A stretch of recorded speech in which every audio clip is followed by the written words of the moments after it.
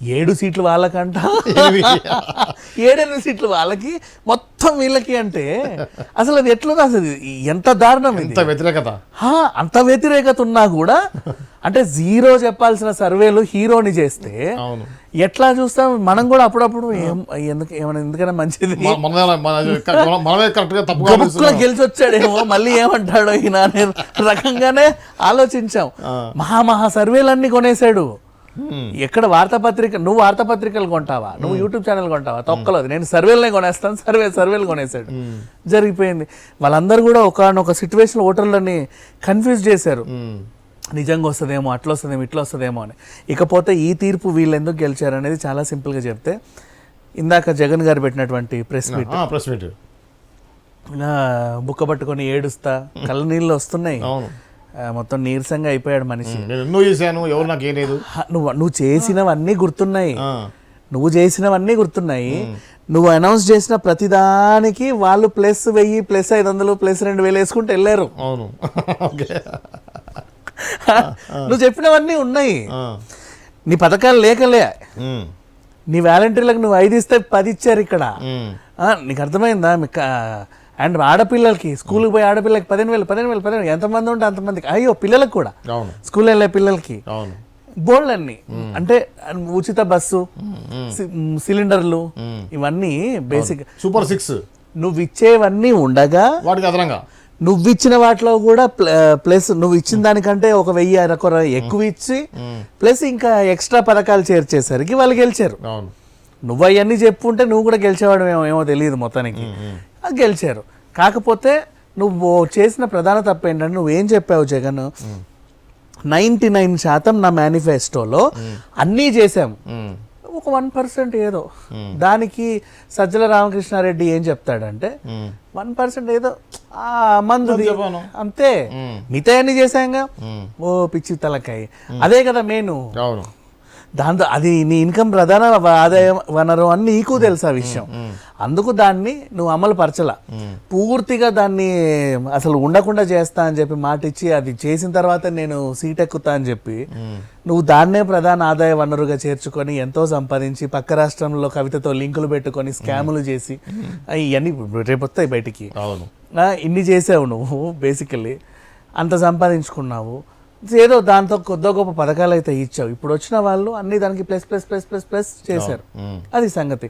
ఇక మీ మద్యపానం గురించి మాట్లాడితే, నువ్వు నిజంగా ఆ పాత బ్రాండ్లనే కంటిన్యూ చేసి చాలా పాజిటివ్ ఉండేది, మహాయితో 10 రూపాయలు పెంచుకో, లేదా ఓ పని చేయి, ఆ పాత బ్రాండ్లే కంటిన్యూ చేసి ఆ డిస్టిలరీ కంపెనీస్ ఏవైతే ఉంటాయో నీ చుట్టాలకి ఇచ్చుకో. బ్రాండ్ అని వచ్చేది, మంచి మంది దొరికేదిగా, నీ మందు నీకు దొరుకుతుంది, వాళ్ళు తాగే వాళ్ళకు ఉంటాయి. ఘోరంగా నీ మంది ఏమేస్తా అంటే అదే కదా, వాడు తాగేది వాడికి ఇచ్చి కంపెనీ నీయే పెట్టుకో, ఆ కంపెనీ దగ్గర వసూలు చేసుకుని ఎవడొద్దు అన్నాడు, నీదే కదా రాష్ట్రం.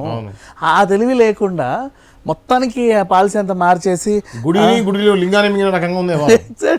ఆ 3 రూపాయలకి 4 రూపాయల సిరప్లని నువ్వు 600, 700 వేసేసి అమ్ముకొని ప్రతి బాటిల్ మీద డబ్బులు, మళ్ళీ డిజిటల్ వ్యవహారం లేకుండా నాకు లెక్కబెట్టి చిల్లరిస్తేనే తీసుకుంటా అని బ్లాక్ మనీని యథేచ్ఛగా తీసుకున్నావు. ఇప్పుడు అవన్నీ ఏం చేసావు చెప్పు?